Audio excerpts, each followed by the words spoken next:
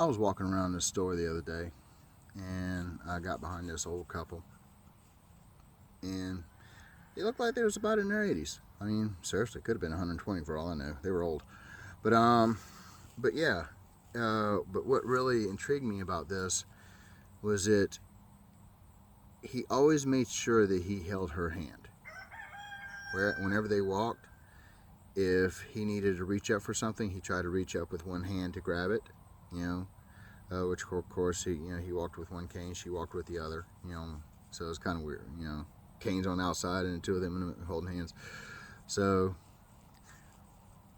I always understood that to be true love.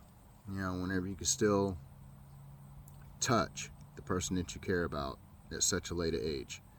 Because a lot of people say, you know what, I don't need that. I don't need none of that. I'm done. Whatever.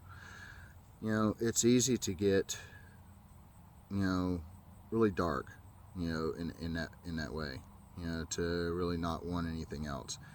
But I am fascinated whenever I see older couples holding hands, because in my mind, I just know that they're going back to their house, laying back in their recliner, watching TV, then going to bed.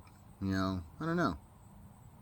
Who knows what them people do at night at these times? They have medications for that kind of stuff. But the thing is that the younger group don't really show that as much. Now, whenever Elaine and I really got along, I always made sure that I held her hand. I wanted her to feel secure. I wanted her to understand that I was there. So that brings me to touch. You can have a relationship, but if you don't have the appropriate touch, then it really means nothing.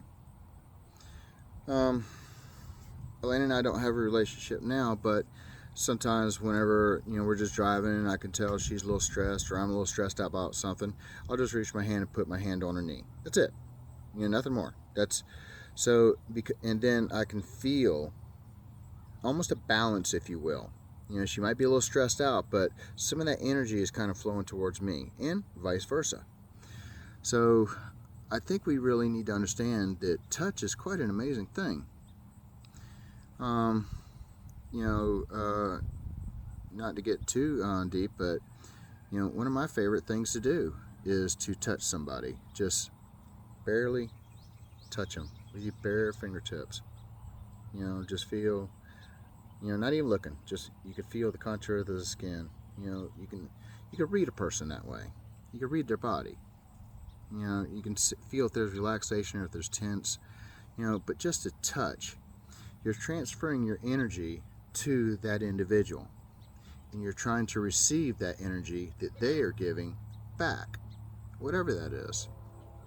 So in that, I think there becomes a balance where you two kind of have the same ideology, even if it's just for a moment, which is usually where good times usually happen after that.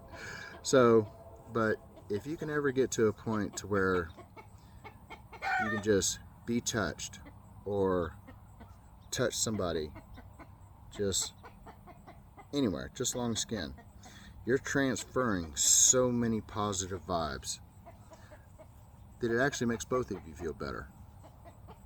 So I don't mean to tell you to go around touching people, but I do want to tell you that if you're in a relationship, try to do a little bit more touching, hand holding, back rubbing. Men, for guys, usually the fingers through the hair does usually pretty good too. But anyway, I just want to make this video for anybody that might help. That was my discoveries.